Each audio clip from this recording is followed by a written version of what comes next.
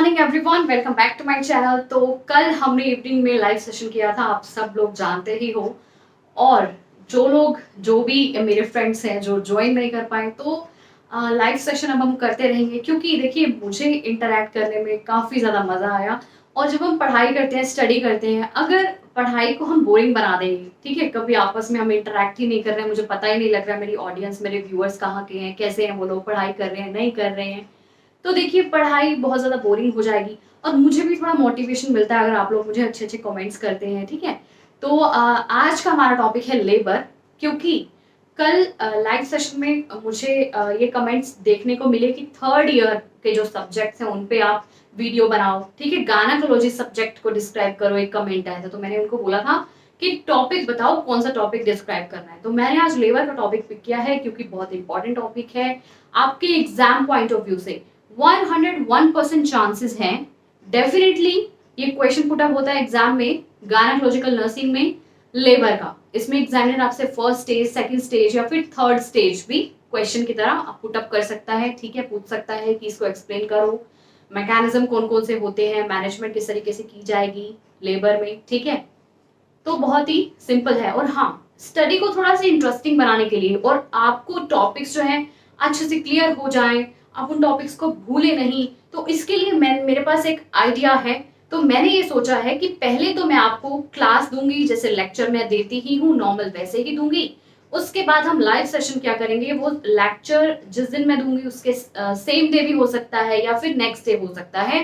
तो मैं कम्युनिटी पे आपको पहले ही कम्युनिटी टैब पे पोस्ट डाल दिया करूंगी, ताकि आपको पहले इंफॉर्मेशन मिल जाए कि मैं लाइव कब होने वाली हूँ, डेट एंड टाइमिंग्स वहाँ प्रोवाइड कर दी जाएगी। उसके बाद जैसे मैंने आज आपको लेबर का टॉपिक कराया, तो हो सकता है इवनिंग में या फिर टुमारो हम लाइव सेशन करें और इसी टॉपिक को डिस्कस करेंगे। इससे कुछ एमसीक्यूज लेंगे, जिससे आपकी फर्दर कॉम्पिटिटिव एग्जाम्स की प्रिपरेशन भी हो जाएगी, साथ साथ नर्सिंग एग्जाम्स की प्रिपरेशन भी हो जाएगी, तो डबल बेनिफिट है, ठीक है।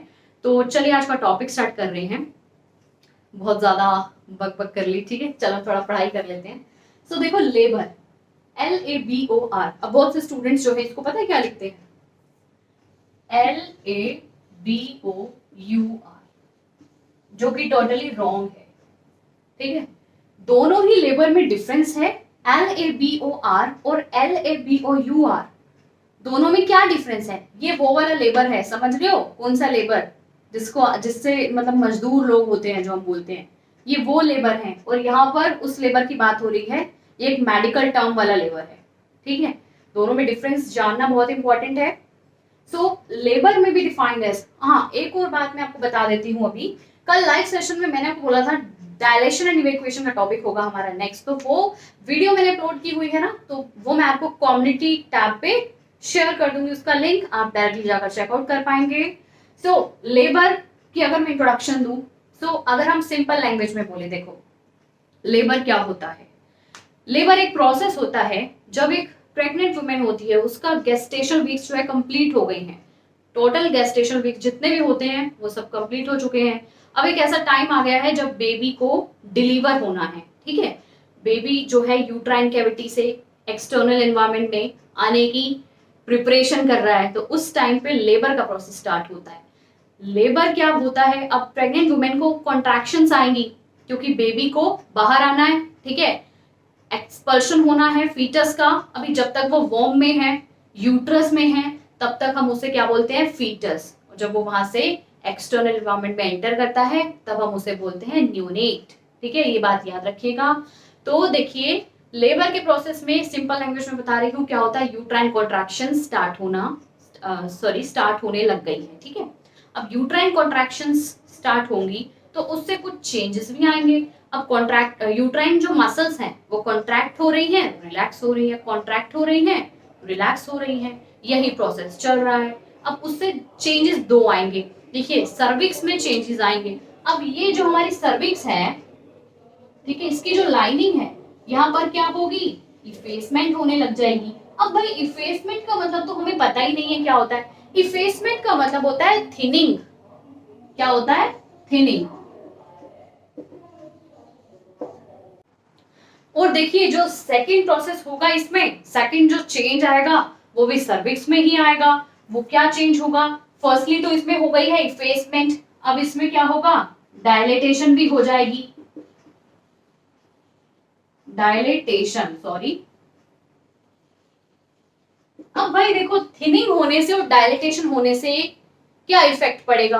अब देखो थिनिंग हो गई है, डायलेटेशन हो गई है भाई। अब फर्स्ट स्टेज में हो क्या रहा है, आप इतना समझ लो कि एक पाथवे बन रहा है जिसके थ्रू जो फीटस है उसकी एक्सपल्शन हो जाएगी। अगर ये थिनिंग नहीं होगी, डायलेटेशन नहीं होगी तो वो पाथवे नहीं बन पाएगा, तो फीटस की एक्सपल्शन होगी कैसे, है ना। कुछ ऐसी अबनॉर्मलिटीज भी होती है जिनकी वजह से ये थिनिंग नहीं होती, डायलेटेशन नहीं होती, तो क्या होता है, सी सेक्शन करना पड़ता है। नॉर्मल लेबर उसे हम नहीं बोल सकते हैं, नॉर्मल डिलीवरी हम कंडक्ट नहीं करा सकते, हमें सी सेक्शन करना होता है। ओके अब हम लेबर की डेफिनेशन देख लेते हैं। हमने जान तो लिया कि लेबर में क्या होता है, सो देखो डेफिनेशन देख लेते हैं। लेबर में भी defined as rhythmic contraction and relaxation. Rhythmic का क्या मतलब है, रिदम में कॉन्ट्रैक्शंस आएंगी, ठीक है। जैसे मान लो कि 15 मिनट्स के इंटरवल पर कॉन्ट्रैक्शंस आ रही है, तो हर 15 मिनट्स में जो प्रेग्नेंट वुमेन है उसको कॉन्ट्रैक्शंस आएंगी। साथ ही साथ रिलैक्सेशन, जो मैंने आपको बताया था ना, यूट्राइन मसल्स कॉन्ट्रैक्ट होंगे, रिलैक्स होंगे, तो वही रिलैक्सेशन हो रही है किसकी, यूट्राइन मसल्स की। और उसके साथ साथ क्या हो रहा है, with progressive effacement and dilatation of cervix. तो ये भी हम जान चुके हैं क्या होगा, इफेसमेंट हो जाएगी, साथ ही साथ डायलेटेशन हो जाएगी सर्विक्स की, क्योंकि एक पाथवे बन रहा है ना जिसके थ्रू फीटस एक्सपेल आउट होगा। ओके लीडिंग टू, अब इनके रिजल्ट में देखो क्या हो रहा है, expulsion of products of conception. Product of conception हम फीटस को ही बोलते हैं, प्रोडक्ट ऑफ कंसेप्शन हम फीटस को ही बोलते हैं, ठीक है। तो यही है प्रोडक्ट ऑफ कंसेप्शन। ओके तो ये जो डेफिनेशन है ये किसने दी थी भाई, क्लोजन एट एल, और कब दी थी, 1973 में दी थी। तो ये याद रखना, क्लोजन एट एल 1973। ओके जब भी आप एग्जाम में डेफिनेशन लिखेंगे उसके नीचे अगर आप जिसने भी डेफिनेशन दी है, अगर जैसे क्लोजन आप लिख देते हो, 1973 में डेफिनेशन दी आप लिख देते हो, तो इससे एक अच्छा इफेक्ट पड़ता है किस पे, जो भी आपका एग्जाम जो है आपको मार्क्स देगा, टीचर के ऊपर एक अच्छा इफेक्ट पड़ेगा आपका कि हाँ आप में कुछ बात है, अच्छी नॉलेज है। और ऐसे अगर आप लिखते हो तो बहुत अच्छा इफेक्ट पड़ता है, तो जरूर लिखना, ठीक है। याद रखना डेफिनेशन किसने दी है। अच्छा अगर ये डेफिनेशन आपको थोड़ी कॉम्प्लिकेटेड लगती है तो आप एक और डेफिनेशन लिख सकते हो एग्जाम में। तो मेरे अकॉर्डिंग तो बिल्कुल भी कॉम्प्लिकेटेड नहीं है, बट एक इजी डेफिनेशन बता देती हूँ जो किसने दी है, कैसिडी ने। नोट डाउन कर लीजिएगा कब दी, 1999 में। मतलब ये डेफिनेशन जो थी वो 1973 में हुई, ये 1999 में, तो ये थोड़ी सी इजी है, वो नोट डाउन कर लो। Labour is defined as the process in which the fetus, placenta and membranes are completely expelled through the birth canal by Cassidy 1999। तो बहुत ही इजी है।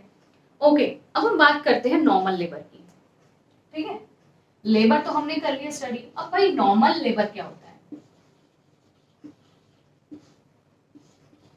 सिंपल लैंग्वेज में अगर मैं आपको बताऊं, without giving any definition, simple language में अगर हम बात करें, सो देखो लेबर को हम अबनॉर्मल कब बोलते हैं, जब एट टर्म पे, जब गेस्टेशनल पीरियड कंप्लीट हो गया है, तो सभी लोग एक्सपेक्ट करते हैं कि अपने आप से ही कॉन्ट्रैक्शन स्टार्ट हो जाए विदाउट गिविंग एनी ड्रग। जैसे हम ऑक्सीटोसिन देते हैं, यूट्राइन कॉन्ट्रैक्शन को इंक्रीज कर देता है ये ड्रग। तो आजकल जो है नॉर्मल लेबर, आप सबने देखा होगा, नॉर्मल लेबर बहुत कम देखने को मिलती है, ठीक है। ज्यादातर सिजेरियन सेक्शंस हो रहे हैं, और अब नॉर्मली लेबर को क्या किया जाता है, कंडक्ट कराया जाता है। जैसे कि ड्रग जो मैंने आपको बताया है उसे पहले इंट्रोड्यूस कर दिया जाता है ताकि कॉन्ट्रैक्शंस जो है वो इंक्रीज हो जाए, ठीक है। आजकल का लाइफस्टाइल ही ऐसा है, हार्मोनल चेंजेस हो रहे हैं बहुत ज्यादा, तो सबको ये प्रॉब्लम आ रही है। बट नॉर्मल कब बोलेंगे हम इसको, जब स्पॉन्टेनियसली ही प्रेग्नेंट वुमेन में ये प्रोसेस स्टार्ट हो जाए, लेबर का यूट्राइन कॉन्ट्रैक्शंस आ जाए एट टर्म पे ही, उसी को हम बोलते हैं नॉर्मल लेबर। और ये प्रोसेस 18 आवर्स में कंप्लीट हो जाना चाहिए, ठीक है। साथ ही साथ उसको बीपीएच भी ना हो, कंप्लीटली प्लेसेंटा भी एक्सपेल आउट हो जाए, मेम्ब्रेन्स भी एक्सपेल आउट हो जाए स्पॉन्टेनियसली, उसी को हम बोलते हैं कि लेबर जो है वो नॉर्मल है। अदरवाइज अगर एनी कॉम्प्लिकेशन अराइज होती है, कोई भी कॉम्प्लिकेशन अराइज होती है, तो उसे हम अब नॉर्मल लेबर बोलते हैं। जैसे कि कॉर्ड राउंड द नेक है, अगर फीटस है, सब कुछ सही है, ठीक है, विमेन को कॉन्ट्रैक्शन आ गई है स्पॉन्टेनियसली, और इफेसमेंट भी हो गई है, थिनिंग भी हो गई है, सर्विक्स की एक पाथवे भी क्रिएट हो गया है कि फीटस जो है नॉर्मली एक्सपेल आउट हो सकता है, बट फिर भी क्या है, जो अम्बिलिकल कॉर्ड है ना वो फीटस के नेक के अराउंड है, तो उस केस में क्या होगा, फीटस को सफोकेशन हो सकती है, बर्थ एस्फिक्सिया हो सकता है, तो हम क्या करेंगे, सी सेक्शन करेंगे। तो जैसे मैंने आपको बताया लाइफस्टाइल आजकल का जैसा है, इसकी वजह से क्या हो रहा है, सी सेक्शन बहुत ज्यादा हो रहे हैं। ठीक है, तो नॉर्मल लेबर मैंने आपको बता दिया है, अब इसकी डेफिनेशन देख लेते हैं। सो देखिए, नॉर्मल लेबर की डेफिनेशन हम देख रहे हैं। Normal labour occur at term, normal labour हम किसे बोलेंगे, जो एट टर्म पे हो, यूट्राइन कॉन्ट्रैक्शंस एट टर्म पे आना स्टार्ट हो, एंड स्पॉन्टेनियस इन ऑनसेट, जैसे मैंने आपको बताया स्पॉन्टेनियसली स्टार्ट हो जाए, कोई भी ड्रग देने की जरूरत नहीं पड़े, कोई भी ड्रग देने की नीड नहीं है। ठीक है, with the fetus presenting by the vertex, और फीटस की जो प्रेजेंटेशन है वो क्या होनी चाहिए, वर्टेक्स, जिसे हम एक नॉर्मल प्रेजेंटेशन मानते हैं। अब जैसे आपने बहुत सी प्रेजेंटेशन स्टडी की होंगी फीटस की, जिसमें आता है ब्राउ प्रेजेंटेशन। अब ब्राउ प्रेजेंटेशन हो जाएगी तो भाई अब नॉर्मल प्रेजेंटेशन है, फेस प्रेजेंटेशन होती है, चिन प्रेजेंटेशन होती है ना, सो ये अब नॉर्मल प्रेजेंटेशन होती है। ओके, अब हम बात करते हैं पेल्विस की। भाई नॉर्मल लेबर के लिए पेल्विस भी तो एडिक्वेट होनी चाहिए, तभी तो लेबर जो है वो नॉर्मल हो पाएगी। देखिए, फीटस की पोजीशन सही है, साइज भी सही है, उसका जो वाटर बैग बोलते हैं अम्नियोटिक सैक वो भी नॉर्मल है, और पोजीशन भी सही है, प्रेजेंटेशन भी सही है साथ ही साथ। अब प्रॉब्लम कहाँ गई, पेल्विस में, उसको भी हम नॉर्मल नहीं बोलेंगे, उस केस में हम नॉर्मल डिलीवरी नहीं करा सकते हैं, सी सेक्शन करना होगा। अब देखिए, पेल्विस आपने 4 टाइप्स की स्टडी की होंगी, फीमेल पेल्विस का चैप्टर आप लोगों की बुक में दिया गया है। लॉकडाउन पीरियड चल रहा है, इसका मतलब ये नहीं है कि बुक को नहीं खोलना है, बुक को खोलो। ठीक है, तो देखिए 4 टाइप्स की पेल्विस होती हैं। जो 50% वुमेन में पेल्विस होती है वो होती है गायनाकोइड पेल्विस। ठीक है, गायनाकोइड पेल्विस, जो कि बिल्कुल परफेक्ट है, सुटेबल है नॉर्मल लेबर के लिए, नॉर्मल डिलीवरी के लिए। ठीक है, सेकंड है एंथ्रोपॉइड पेल्विस। एंथ्रोपॉइड पेल्विस की शेप कैसे होती है, ओवल शेप होती है। ओवल शेप में से तो भाई नॉर्मल डिलीवरी कराना बहुत मुश्किल भी है, और ये 20% वुमेन में प्रेजेंट होती है एंथ्रोपॉइड पेल्विस। नोट डाउन कर लो, एंथ्रोपॉइड पेल्विस बोलोगे तो डिटेल में इस टॉपिक पे वीडियो अपलोड कर दी जाएगी। ठीक है, कमेंट डाउन कर देना। अब देखो, एंथ्रोपॉइड के बाद किसकी टर्न आती है, थर्ड पेल्विस, जिसको हम बोलते हैं एंड्रॉइड पेल्विस। एंड्रॉइड पेल्विस को हम मेल पेल्विस बोलते हैं। Android pelvis is also known as male pelvis. जो मेल्स के अंदर जो पेल्विस प्रेजेंट होती है वो एंड्रॉइड होती है, और ये 20% वुमेन में प्रेजेंट होती है। एंथ्रोपॉइड भी 20% में होती है, एंड्रॉइड भी 20% वुमेन में होती है। अब फोर्थ वन इज प्लैटीप्लॉइड। प्लैटीप्लॉइड पेल्विस को हम फ्लैट पेल्विस बोलते हैं, बिल्कुल ही फ्लैट होती है, इसको हम बोलते हैं प्लैटीप्लॉइड। अब ये 5% वुमेन में देखी जाती है, और सबसे जो कॉमन है, ठीक है, वो है गायनाकोइड पेल्विस, जो 50% वुमेन में प्रेजेंट होती है। ठीक है, अब गायनाकोइड पेल्विस होगी, और अगर फीटस की भी सारी कंडीशंस जो है वो नॉर्मल है, तो क्या होगा, नॉर्मल डिलीवरी हम कंडक्ट करा पाएंगे। लेबर अगर स्पॉन्टेनियस है, लेबर का ऑनसेट। आई होप आपको क्लियर हो गया होगा। अब हम देखते हैं 3 P's ऑफ लेबर। ठीक है, तो इसे हम रफ कर देते हैं। आई होप आप लोगों ने नोट डाउन कर लिया होगा, साथ साथ नोट्स बनाते चलिएगा, आपको बिल्कुल प्रॉब्लम नहीं आएगी, और इसी टॉपिक को हम लाइव सेशन में डिस्कस करेंगे। ठीक है, तो चलिए अब हम देख रहे हैं 3 P's ऑफ लेबर। अब भाई लेबर में 3 P's प्रेजेंट है, मींस ऐसे कुछ वर्ड्स, 3 वर्ड्स जो P से स्टार्ट हो रहे हैं। ठीक है, सो देखो, first, second and third. First है पावर। ठीक है भाई, सेकंड है pelvis, last one is passenger. अब पावर किसे बोलते हैं, पावर हम यहां पर यूट्राइन कॉन्ट्रैक्शंस को बोल रहे हैं। कॉम्पिटिटिव एग्जाम में आपका ये क्वेश्चन अराइज हो सकता है कि लेबर के 3 P's कौन से हैं। ठीक है, पावर मींस यूट्राइन कॉन्ट्रैक्शंस की बात हो रही है। अब पावर क्या होनी चाहिए, एडिक्वेट पावर होनी चाहिए। ठीक है, इतनी तो पावर होनी चाहिए, यूट्राइन कॉन्ट्रैक्शंस इतनी तो आए जिससे इफेसमेंट हो पाए सर्विक्स की डायलेटेशन हो पाए। और अगर पावर कम होती है तो हम क्या करेंगे, आर्टिफिशियली पावर को क्रिएट करेंगे, ऑक्सीटोसिन ड्रग प्रोवाइड करेंगे। अब नेक्स्ट है पेल्विस। तो जैसे मैंने आपको भी बताया कि पेल्विस भी एडिक्वेट होनी चाहिए। पेल्विस एडिक्वेट होगी तभी क्या होगा, फीटस इजीली एक्सपेल आउट हो पाएगा। तो पेल्विस कौन सी होनी चाहिए, गायनाकोइड पेल्विस, ठीक है। और नहीं है तो भाई प्रॉब्लम आ जाएगी, कॉम्प्लिकेशन। तो पेल्विस क्या होनी चाहिए, एडिक्वेट होनी चाहिए। पैसेंजर हम किसे बोल रहे हैं, फीटस को बोल रहे हैं, जिसको भी इस पैसेज से जाना है वो होगा पैसेंजर। अब पैसेंजर है फीटस, तो फीटस की ऐसी कौन सी कंडीशंस हैं, ठीक है। अब ये देखो, फीटस की पोजीशन एक्यूरेट होनी चाहिए, मतलब एक नॉर्मल पोजीशन होनी चाहिए, प्रेजेंटेशन सही होनी चाहिए, नॉर्मल प्रेजेंटेशन होनी चाहिए, साइज मैटर करता है यहाँ पर, और एमनियोटिक सैक जिसे हम वाटर बैग बोलते हैं, अगर वाटर बैग भी बिल्कुल सही है, कोई भी उसमें से लीकेज नहीं हो रही है, ठीक है, तो वो भी एक नॉर्मल कंडीशन है, अदरवाइज अब नॉर्मल कंडीशन है। तो देखो ये सब आपको याद रखना है, 3 P's नॉर्मल लिवर के। अगर पावर एडिक्वेट है, पेल्विस भी एडिक्वेट है, ठीक है, पावर इनफ है, ठीक है, पेल्विस एडिक्वेट है, पैसेंजर जो है उसकी पोजीशन प्रेजेंटेशन सब नॉर्मल है, तो उसे हम नॉर्मल लेबर बोलते हैं, नॉर्मल डिलीवरी कंडक्ट करा सकते हैं इस केस में। ओके, अब टोटल लेबर के 4 स्टेजेस होते हैं। तो सच्ची बताना कमेंट करके, इंटरेस्ट आ रहा है ना आज के टॉपिक में, तो इसी तरीके से हम स्टडी करेंगे सब टॉपिक्स को, ठीक है। इंटरेस्ट नहीं आएगा तो भाई पढ़ाई कैसे होगी, इंटरेस्ट बनाओ। अब देखो 4 स्टेज होते हैं लीवर के, इसको भी हम रब कर देते हैं, नोट डाउन कर लो आप लोग, ठीक है। 4 स्टेजेस होते हैं लीवर के। ज्यादातर स्टूडेंट्स को यही पता है कि 3 स्टेजेस होते हैं, बट जो 4 स्टेज है वो भी इक्वली इंपॉर्टेंट है जितने 3 स्टेजेस इंपॉर्टेंट है। अब देखो फर्स्ट स्टेज में तो हमने डेफिनेशन में ही स्टडी कर लिया है कि क्या होता है फर्स्ट स्टेज में।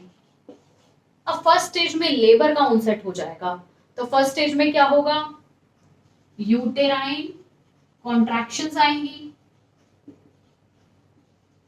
Leading to effacement and dilatation of the cervix, वो आप नोट डाउन कर लेना, ठीक है। अब सेकंड में क्या होगा, अब सर्विक्स इफेस्ड हो गई है, डायलेट हो गई है, तो सेकंड जो स्टेज है ना उसमें फीटस का एक्सपल्शन हो। तो बिल्कुल सिंपल तरीके से आज हम स्टडी कर रहे हैं, आपको याद रहेगा हमेशा। अब सेकंड स्टेज में क्या होगा भाई, एक्सपल्शन हो गया फीटस का। अब फीटस का एक्सपल्शन हो गया, अब क्या बचा, प्लेसेंटा। भाई प्लेसेंटा को भी तो हम एक्सपेल कराएंगे, प्लेसेंटा का एक्सपेल आउट होना बहुत जरूरी है मेम्ब्रेन्स का। तो थर्ड स्टेज में क्या होगा, एक्सपल्शन ऑफ प्लेसेंटा, जो मेम्ब्रेन्स है वो सेपरेट होने लग जाएंगी, प्लेसेंटा जो है एक्सपेल आउट हो जाएगा, एक्सपेल्शन ऑफ प्लेसेंटा। ओके, फीटस का एक्सपल्शन हो गया, प्लेसेंटा का भी एक्सपल्शन हो गया। अब फोर्थ स्टेज किसे बोल रहे हैं, डिलीवरी हो चुकी है, ठीक है। पोस्ट डिलीवरी मतलब जब हम पोस्ट केयर प्रोवाइड करते हैं, ठीक है, पोस्ट ऑपरेटिव केयर में फोर्थ स्टेज में क्या होता है, वाइटल साइन जो होते हैं ना वो हम नोट डाउन करेंगे। और उस टाइम पे क्या होगा, जब डिलीवरी हुई है वाइटल साइन बिल्कुल एक्यूरेट नहीं आएंगे, तो आपको ऑब्जर्वेशन में रखना है वुमेन को कुछ टाइम के लिए, ठीक है। उसमें क्या होता है, वाइटल साइन उसके स्टेबलाइज हो रहे होते हैं अभी, और फिर कुछ टाइम के बाद आपको फिर से वाइटल साइन रिकॉर्ड करने हैं। तो फोर्थ स्टेज भी बहुत इंपॉर्टेंट है, आपको ध्यान रखना है कि वुमेन को कोई हैमरेज ना हो जाए, उसको ऑब्जर्व करते रहना है। तो ये 4 ही स्टेजेस हैं, बहुत ही इजी हैं, और इन्हीं को ही हम डिटेल में स्टडी करेंगे। नेक्स्ट पार्ट जो होगा उसमें हम ये देखेंगे कि फर्स्ट स्टेज में मैनेजमेंट कैसे करेंगे, फिर सेकंड की मैनेजमेंट कैसे करेंगे, थर्ड एंड फोर्थ। अभी हम सिर्फ प्रोसेसेस स्टडी कर रहे हैं इस वीडियो में कि फर्स्ट स्टेज में कौन से प्रोसेसेस होंगे, सेकंड स्टेज में मैकेनिकल प्रोसेसेस, फिजियोलॉजिकल प्रोसेसेस क्या होंगे, थर्ड स्टेज में क्या होंगे, एंड फोर्थ स्टेज तो बहुत इजी है। तो चलिए अब डिटेल में स्टडी कर रहे हैं फर्स्ट स्टेज। और अगर कोई भी क्वेरी हो तो कमेंट डाउन करिएगा, मैं जरूर क्लियर आउट करूंगी। अदरवाइज अगर कोई भी क्वेरी हो तो लाइव सेशन तो होगा ही। सो जैसे मैंने बताया टोटल 4 स्टेजेस होते हैं लेबर के। सबसे पहले हम फिजियोलॉजिकल प्रोसेसेस स्टडी करने वाले हैं फर्स्ट स्टेज ऑफ लेबर के, ठीक है। फिजियोलॉजिकल प्रोसेसेस से आप क्या समझते हैं? What is the meaning of the word physiology? Anatomy and physiology subject आपने स्टडी किया हुआ है। एनाटमी के अंदर हम स्ट्रक्चर्स के बारे में स्टडी करते हैं, फिजियोलॉजी में हम उनके फंक्शंस के बारे में स्टडी करते हैं। तो जो स्ट्रक्चर होंगे उनमें क्या क्या चेंजेस आएंगे वो हम स्टडी करेंगे फिजियोलॉजिकल प्रोसेसेस में। अब जैसे मैंने को बताया फर्स्ट स्टेज ऑफ लेबर में क्या होता है, यूट्राइन कॉन्ट्रैक्शंस आना स्टार्ट होती है, देखते हैं उससे क्या इफेक्ट आता है। सो देखो फंडल डोमिनेंस, यूट्रस का जो फंडस होता है, ठीक है, उसकी क्या हो जाएगी, डोमिनेंस होने लग जाएगी। अब स्टडी करते हैं इसमें क्या होगा, contraction start in the fundus. अब जो कॉन्ट्रैक्शन होगी, जैसा कि नेम साउंड कर रहा है यूटराइन कॉन्ट्रैक्शंस, तो इसका मतलब कॉन्ट्रैक्शंस जो है वो यूट्रस में स्टार्ट हो रही हैं in fundus near one of the cornua. अब देखिए भाई कोर्नुआ क्या है, कोर्नुआ आप बोल सकते हो यूट्रस के जो बोल सकते हो लेटरल कैविटीज होती हैं जहां से फैलोपियन ट्यूब कनेक्ट है, उस जगह पे कॉन्ट्रैक्शन आना स्टार्ट हो जाएंगे जिसे हम कोर्नुआ बोल रहे हैं। एंड स्प्रेड डाउनवर्ड्स, स्प्रेड मतलब फैल जाना, डाउनवर्ड डायरेक्शन में कॉन्ट्रैक्शंस वहां से स्टार्ट होगा, डाउनवर्ड स्प्रेड हो जाएंगी।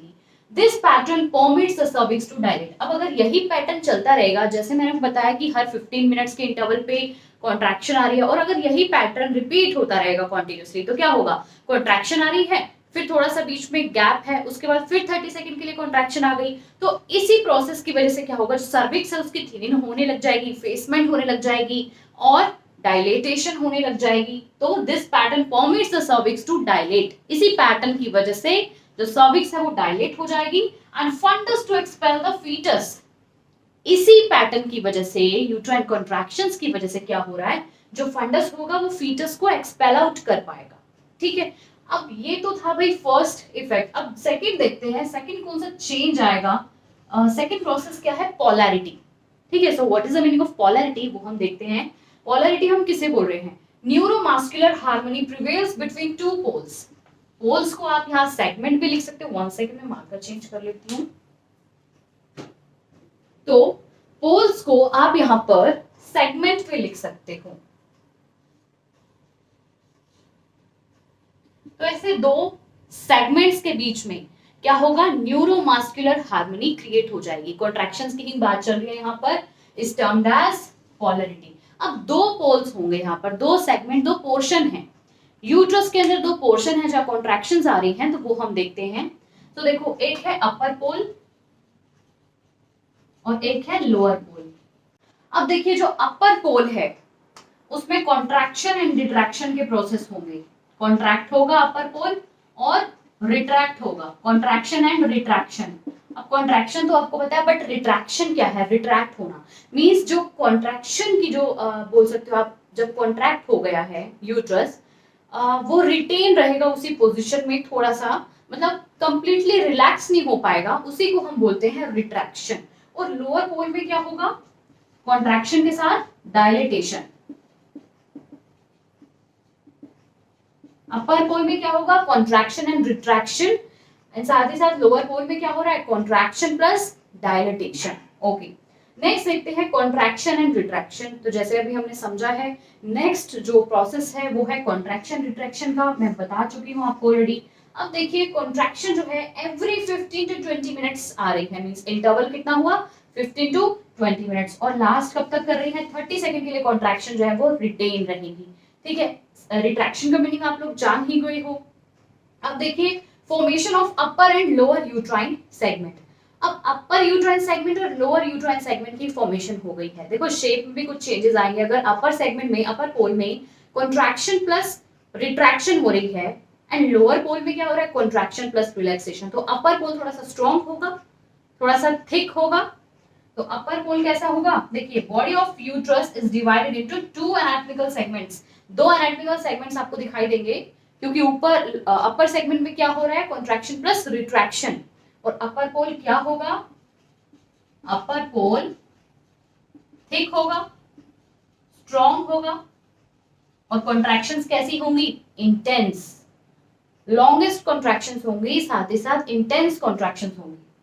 और लोअर पोल कैसा होगा, थिन होगा, क्योंकि डायलेटेशन भी हो रही है कॉन्ट्रैक्शन के साथ, तो लोअर पोल कैसा होगा, थिन होगा। आई होप आपको क्लियर हो गया होगा। लास्ट प्रोसेस देखते हैं, रिट्रैक्शन रिंग।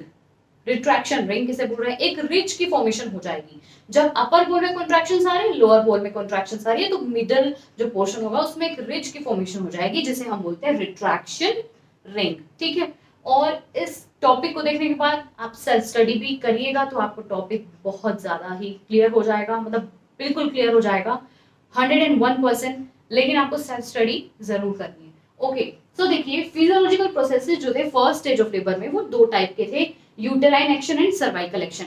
यूटेराइन एक्शन का मतलब होता है कि यूट्रस के अंदर ऐसे कौन से फिजियोलॉजिकल प्रोसेसेस हैं, तो वो हमने स्टडी कर लिए हैं। अब देखते हैं सर्वाइकल एक्शन क्या होगा, कि सर्विक्स के अंदर ऐसे कौन से चेंजेस आ रही हैं। तो सर्विक्स की मैंने आपको डेफिनेशन में ही बताया था, इफेसमेंट हो जाएगी और डायलिटेशन हो जाएगी। आप लोग जानते ही हो इफेसमेंट क्या होता है, thinning of the cervix.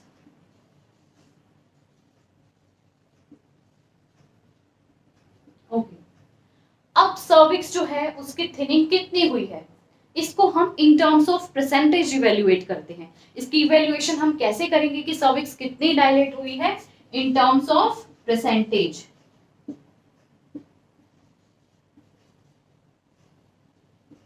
For example 50%, अगर जब 50% डायलेट हुई है तो बोलेंगे 50%, फॉर एग्जाम्पल 80%, है ना। और जब कंप्लीटली हो जाएगी थिनिंग तो हम बोलेंगे कंप्लीटली इफेस्ड। ओके, आई होप आपको क्लियर हो गया होगा। इसी तरीके से अगर हम डायलिटेशन की बात करें तो डायलिटेशन क्या होता है, ओपनिंग ऑफ द सर्विक्स। अब डायलेट कितनी हुई है सर्विक्स, हम किस तरीके से इवेल्युएट करेंगे, तो देखिए ये हम सेंटीमीटर में मेजर करते हैं और फिंगर की हेल्प से मेजर करते हैं। हम बोलेंगे 1 फिंगर डायलेट हुई है, इट मींस 2 सेंटीमीटर। अब 2 फिंगर का मतलब होता है and 3 finger, after that 4 finger. अब 2 फिंगर पे हम कितने सेंटीमीटर डायलेट होगी, जब हम बोलेंगे कि 2 फिंगर डायलेट हुई है तो कितना सेंटीमीटर होगा, 3.5। 3 फिंगर पर 5.5 एंड लास्ट 4 जो फिंगर है बोल सकते हैं कि 4 फिंगर डायलेट हो गई है सर्विक्स। ठीक है, तो उसमें कितने सेंटीमीटर डायलेट हो जाएगी सर्विक्स, 7.5 सेंटीमीटर। तो आई होप आपको इतना क्लियर हो गया होगा। अब देखिए बुक में बहुत ही लेंथी दिया हुआ है ये टॉपिक, जबकि इतना है नहीं, तो आप लोग क्या कीजिएगा, जैसे मैंने आपको बताया फिजियोलॉजिकल प्रोसेसेस, अगर आप सिर्फ यही भी स्टडी कर लेते हैं that's enough for you all. So physiological processes हमने स्टडी किया फर्स्ट स्टेज के, अब हम देखते हैं सेकंड स्टेज। सो अब हम देखें physiological processes in the second stage of labour. अभी हमने क्या स्टडी किया था, फिजियोलॉजिकल प्रोसेसेस जो कि फर्स्ट स्टेज ऑफ लेबर में होते हैं। तो सेकंड स्टेज देख रहे हैं आप, सेकंड स्टेज कब स्टार्ट होती है, कब बिगिन होती है। So the second stage, note down कर लीजिएगा, second stage begins with the complete dilatation of the cervix and ends with the birth of the baby. तो सेकंड स्टेज स्टार्ट होती है जब कंप्लीटली सर्विक्स डायलेट हो जाती है, सर्विक्स की डायलेटेशन हो जाती है, तभी हम बोलते हैं कि सेकंड स्टेज जो है वो स्टार्ट हो गई है। और एंड कब होती है, जब फीटस का एक्सपल्शन हो जाता है तब थर्ड स्टेज स्टार्ट हो जाती है। तो सेकंड स्टेज में हम देखते हैं डिसेंट। तो सबसे पहले क्या होगा, डिसेंट, नेम साउंड कर रहा है, डिसेंट मींस जैसे हम बोलते हैं डिसेंट डाउन, डाउनवर्ड डायरेक्शन में आना। ठीक है, so descent of the fitter presenting part, और फीटस का जो भी प्रेजेंटिंग पार्ट है, फॉर एग्जांपल हम नॉर्मल प्रेजेंटेशन की अगर हम बात करें, फॉर एग्जांपल वर्टेक्स, जो वर्टेक्स है फीटस का प्रेजेंटिंग पार्ट वो क्या होगा, which begin during the first stage of labor, जो कि प्रिपरेशन उसने पहले से ही कर ली थी, फर्स्ट स्टेज ऑफ लेबर से ही एक्सपल्शन की। ठीक है, and reaches its maximum speed towards the end of the first stage. Descent होने के लिए मैक्सिमम स्पीड कब होती है उसकी, जब फर्स्ट स्टेज का एंड हो जाता है, and continues its rapid pace through the second stage of labour, और कंप्लीटली एक्सपेल आउट हो जाता है सेकंड स्टेज में until reaching the pelvic floor। Okay, तो आई होप आपको डिसेंट का मीनिंग पता लग गया होगा। और डिसेंट एक ऐसा प्रोसेस है जिसमें होता क्या है, जो फीटस होता है उसका डिसेंट डाउन हो रहा होता है, ठीक है, पेल्विक फ्लोर में। ओके, अब नेक्स्ट देखते हैं यूटेराइन एक्शन। अब यूटेराइन एक्शन तो हमने पहले भी किया था भाई, यूट्रस में कौन सा एक्शन क्रिएट होगा, कौन सा प्रोसेस होगा, तो हमें पता है कॉन्ट्रैक्शन, रिट्रैक्शन, डायलेटेशन, यही सब हम स्टडी कर रहे हैं अभी फर्स्ट स्टेज से। तो इसमें कॉन्ट्रैक्शंस ही आएंगी। Contraction during the second stage are frequent. अब देखिए फर्स्ट स्टेज में कॉन्ट्रैक्शंस जो थी वो स्ट्रॉन्ग थी, इंटेंस थी, बट जो टाइम पीरियड था, जो इंटरवल था, मीन्स वो कितना था, 15 मिनट्स के इंटरवल पर कॉन्ट्रैक्शन आ रही थी, हर 15 मिनट में कॉन्ट्रैक्शन आ रही है। और जो वो लास्ट कर रही थी वो 30 सेकेंड, लास्टिंग टाइम था उसका 30 सेकेंड। अब इसमें इंटेंस, मोर इंटेंस हो गई है कॉन्ट्रैक्शन। सो देखिए इसमें क्या होगा, एवरी 2 मिनट्स में कॉन्ट्रैक्शन आ रही है, जहां एवरी 15 मिनट्स में कॉन्ट्रैक्शन आ रही थी। और साथ ही साथ जो लास्टिंग टाइम है वो बढ़ गया है, यहाँ पर 60 to 90 सेकेंड हो गया है। और फर्स्ट स्टेज में कितना था, 30 सेकेंड था। तो ग्रेजुअली अब धीरे धीरे देखो क्या हो रहा है, fetal head descend through the pelvis. देखो नॉर्मल डिलीवरी, नॉर्मल लेबर के केस में क्या होता है, फर्स्ट स्टेज और सेकंड स्टेज दोनों के बीच में ही रेस्टिंग टाइम मिलता है वुमेन को। जब कॉन्ट्रैक्शन आना बंद हो जाती है उस टाइम पे वो पुश कर पाती है, ठीक है। अब जैसे जैसे कॉन्ट्रैक्शन इंटेंस हो जाएंगी, वुमेन पुश करेगी, तो क्या हो रहा है, gradually fetal head descend to the pelvis. जो फीटल हेड था वो डिसेंड हो गया है पेल्विस के थ्रू, डाउनवर्ड डायरेक्शन में आ गया है। Contraction become more forceful and women begin to voluntarily bear down with expiratory grunty and short pulses. I hope आपको यूट्राइन एक्शन भी क्लियर हो गया होगा। कोई क्वेरी है तो कमेंट डाउन करके क्लियर आउट जरूर कर लीजिएगा। ओके, रप्चर ऑफ मेम्ब्रेन्स भी एक प्रोसेस है जो सेकंड स्टेज ऑफ लेबर में होगा। तो मेम्ब्रेन्स रप्चर हो जाएंगी। मेम्ब्रेन्स रप्चर होने का मतलब है जो लिक्वर एमनी था, एमनियोटिक फ्लूइड जिसके अंदर फीटस था, एमनियोटिक सैक, वो जो बोलते हैं एमनियोटिक सैक को हम बोलते हैं ना bag of waters normal language में, तो वो बर्स्ट हो जाएगा, वो रप्चर हो जाएगा, rupture of membrane second stage में। अब जब तक वो रप्चर नहीं होगा तो फीटस तो उसके अंदर ही है, तो उसको रप्चर तो होना ही है। तो membranes often rupture spontaneously at the onset of second stage. अक्सर क्या होता है, जब सेकंड स्टेज स्टार्ट होता है, जब कंप्लीटली सर्विक्स की थिनिंग हो गई है, फेसमेंट हो गई है, डायलेटेशन हो गई है, मींस ओपनिंग हो गई है, उस टाइम पे स्पॉन्टेनियसली ही जो बैग ऑफ वाटर है, जो एमनियोटिक सैक है, वो रप्चर हो जाता है, मेम्ब्रेन्स रप्चर हो जाती है, आप बोल सकते हो। Drainage of liquor allow the hard round fetal head to directly applied to the vaginal tissues and aid distension. अब जो लिक्वर एमनी है, liquor amnii is also known as amniotic fluid. अब एमनियोटिक फ्लूइड जो present है, क्योंकि जो membranes है वो रप्चर हो गई है, ठीक है, तो एमनियोटिक फ्लूइड का क्या काम रहता है उसके बाद, कि जो भी हार्ड राउंड जो हेड है फीटस का, वो वेजाइनल टिश्यूज में डायरेक्टली अप्लाई हो पाए, ठीक है, लिक्वर एमनी की हेल्प से, और जिसकी हेल्प से डिस्टेंशन भी हो पाए। एड्स मतलब हेल्प करना, हेल्प इन डिस्टेंशन, ठीक है। सो आई होप आपको क्लियर हो गया होगा। अभी एक प्रोसेस इसमें हमारा पेंडिंग है, तो वो हम अभी स्टडी कर लेते हैं, सॉफ्ट टिश्यू डिस्प्लेसमेंट। सो अब देखिए fourth and last physiological process of second stage of labour which is soft tissue displacement. So as the hard fetal head descent, जैसे जैसे फीटल हेड डिसेंट हो रहा है, हमने अभी डिसेंट भी एक प्रोसेस स्टडी किया है। So the soft tissue of the pelvis become displaced. Displaced मतलब अपनी पोजीशन से एक अलग पोजीशन ले लेना, डिस्प्लेस्ड हो जाना, ठीक है। सो एंटीरियरली, अब देखिए एंटीरियरली क्या प्रेजेंट होता है, यूरिनरी ब्लैडर, तो क्या होगा, bladder is pushed upward into the abdomen. Bladder क्या हो जाएगा, जैसे जैसे फीटल डिसेंड डाउन हो रहा है, वैसे वैसे जो ब्लैडर प्रेजेंट है उसके एंटीरियरली वो अपवर्ड डायरेक्शन में डिस्प्लेस हो जाएगा एब्डोमेन में।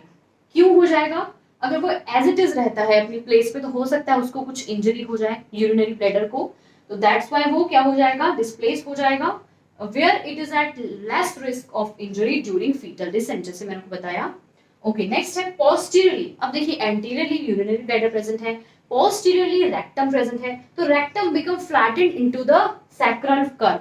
तो जो हमारी सैक्रम एंड कॉक्सिक्स प्रेजेंट होती है, आपने देखा होगा इस तरीके का कर्व नजर आता है, तो इस कर्व के अंदर रेक्टम जो है वो फ्लैटेंड हो जाएगा, फिट हो जाएगा, तो इसकी भी डिस्प्लेसमेंट हो गई है। दैट्स व्हाई इस फिजियोलॉजिकल प्रोसेस का नाम है soft tissue displacement. Name sound कर रहा है।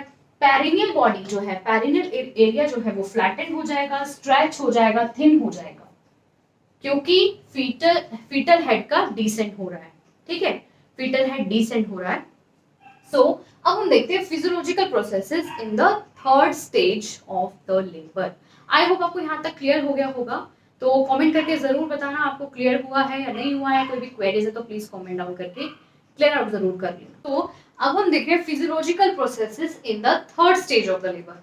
So the third stage of the labour consist of two phases. First phase is placental separation and the second phase is placental expulsion. अब आप देखिए यूट्राइन कॉन्ट्रैक्शन से आने के बाद सेकंड स्टेज में क्या होता, फीटस का एक्सपल्शन हो गया था। अब जो प्लेसेंटा रिटेन है यूट्राइन कैविटी में, उसको भी तो एक्सपेल आउट होना है, तो उसके लिए कौन से फिजियोलॉजिकल प्रोसेसेस हैं जो होंगे, एक्सपेल आउट कैसे होगा वो हम देखेंगे। फर्स्ट फेज में क्या हो रहा है, प्लेसेंटा जो है सेपरेट हो जाएगा, कैसे होगा वो हम डिटेल में स्टडी करने वाले हैं। सेकंड फेज में क्या है, प्लेसेंटा एक्सपेल आउट हो जाएगा। सबसे पहले क्या होगा, प्लेसेंटा जो अटैच है वहां पर वो सेपरेट होगा, उसके बाद एक्सपल्शन होगा प्लेसेंटा का। So both separation and expulsion are brought about by contractions. तो आप ये मत समझिएगा कि फीटस अगर डिसेंड डाउन होकर एक्सपेल आउट हो गया है तो कॉन्ट्रैक्शंस आना बंद हो जाएंगे, नहीं, कॉन्ट्रैक्शंस अभी कंटिन्यू रहेंगी, क्योंकि प्लेसेंटा का सेपरेशन होना है, प्लेसेंटा का एक्सपल्शन होना है, तो कॉन्ट्रैक्शंस की हेल्प से ही हो पाएगा। After the birth of the baby, अब जैसे ही न्यूनेट बोर्न हो गया है, contractions then follow every 4 to 5 minutes. अब जो इंटरवल था कॉन्ट्रैक्शंस, जो टाइम पीरियड था, जो टाइम इंटरवल था वो कितना था सेकंड स्टेज में, 2 मिनट्स, है ना, और फर्स्ट स्टेज में था 15 मिनट्स, और अब हो गया 4 to 5 minutes until there has been separation and expulsion of placenta and membranes। और कॉन्ट्रैक्शंस तब तक आती रहेंगी जब तक प्लेसेंटा सेपरेट नहीं होता, प्लेसेंटा एक्सपेल आउट नहीं होता। और देखिए उसके बाद अगर वुमेन की जो एब्डोमिनल मसल्स है उनकी जो टोन अच्छी है, गुड टोन में है, तो क्या होगा, after the separation and expulsion of the placenta जो यूट्रस है वो कॉन्ट्रैक्ट ही रहेगा। ठीक है, डिपेंड करता है कि वुमेन नलीपैरा है या फिर मल्टीपैरा है। मल्टीपैरा मीन्स जो मल्टीपल टाइम्स प्रेग्नेंट हुई है पहले, नलीपैरा मीन्स जो कभी भी प्रेग्नेंट, जिसने कभी भी कंसीव नहीं किया है। डिटेल में स्टडी करते हैं प्लेसेंटल सेपरेशन को और प्लेसेंटल एक्सपल्शन को।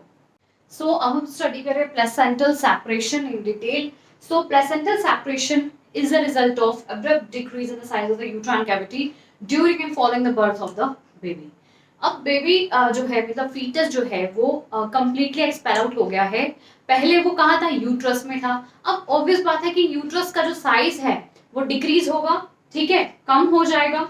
ओके, अब इस चीज से देखो क्या इफेक्ट होगा, यूट्रस का साइज थोड़ा सा डिक्रीज हो गया है एज कंपेयर टू जैसे वो पहले था जब उसमें फीटस प्रेजेंट था। अब देखिए this decrease in the uterine size means a decrease in the area of placental attachment. अभी आप मान लीजिए कि अपर सेगमेंट में यहाँ पर प्लेसेंटा की जो है प्लेसेंटा अटैच है अपर यूट्राइन सेगमेंट में। अब पहले ये साइज जो है इतना था यूट्रस का, अब साइज थोड़ा सा डिक्रीज हो गया है और प्लेसेंटा का जो साइज है वो उतना ही है। तो अब आप देख पा रहे हो जो सरफेस एरिया था जहां पर प्लेसेंटा अटैच था, पहले तो वो अच्छे से अटैच दिखाई दे रहा है।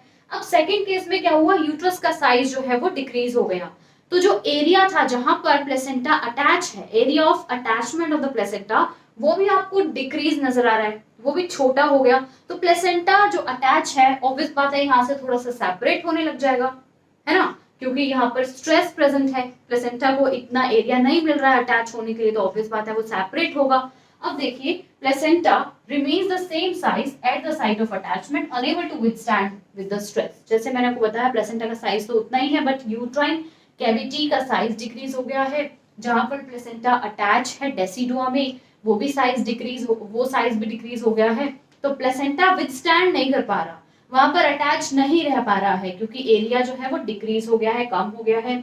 Result okay, the result is a separation of placenta. अब इसके रिजल्ट में क्या होगा, जैसे मैंने आपको पहले ही बता दिया है, प्लेसेंटा का सेपरेशन हो जाएगा from the uterine wall which take place in the spongiosa layer of the decidua. अब डेसिडुआ की लेयर्स भी मैंने आपको, आई थिंक मैंने फर्टिलाइजेशन के टॉपिक में आपको डेसिडुआ की लेयर्स के बारे में स्टडी कराया था, इम्प्लांटेशन जब हमने स्टडी किया था, तो वीडियो का लिंक डिस्क्रिप्शन बॉक्स में दे दूंगी, वीडियो चेकआउट कर पाएंगे आप। बहुत ही इजी लैंग्वेज में, बहुत ही सिंपल लैंग्वेज में मैं आपको टीच करवाती हूँ, तो आई होप आपको क्लियर हो जाना चाहिए। सो हमने लेयर स्टडी की थी ना, कॉर्पोरा कावर्नोसा, स्पोंजियोसा, मतलब इसको हम स्पोंजियोसम लेयर बोल रहे थे, तो वही वाली ये लेयर है। ओके, अब देखिए डिसेंड ऑफ प्लेसेंटा।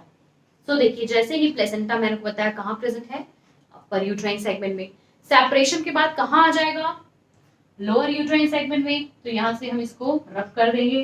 अब ये प्लेसेंटा कहाँ आ गया, लोअर यूट्राइन सेगमेंट में। सेकंड चीज और कहाँ, और क्या बोल सकते हैं इसको कि कहाँ प्रेजेंट है, अपर वेजाइनल वॉल्ट में। ये वेजाइना, ये सर्विक्स, वेजाइना, तो कहाँ प्रेजेंट है, अपर वेजाइनल वॉल्ट में।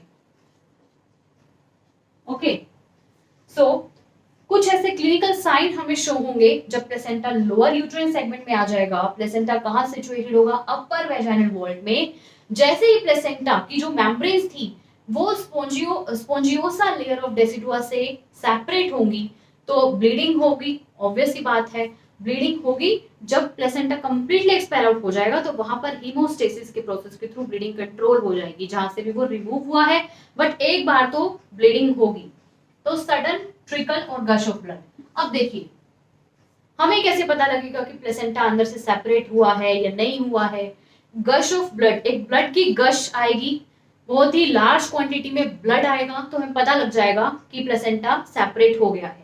Okay, lengthening of umbilical cord visible at the vaginal introitus. तो जो अम्बिलिकल कॉर्ड थी जब प्लेसेंटा अपर यूट्राइन सेगमेंट में था तो वेजाइनल इंट्रोइटस में जो लेंथ थी वो कम थी।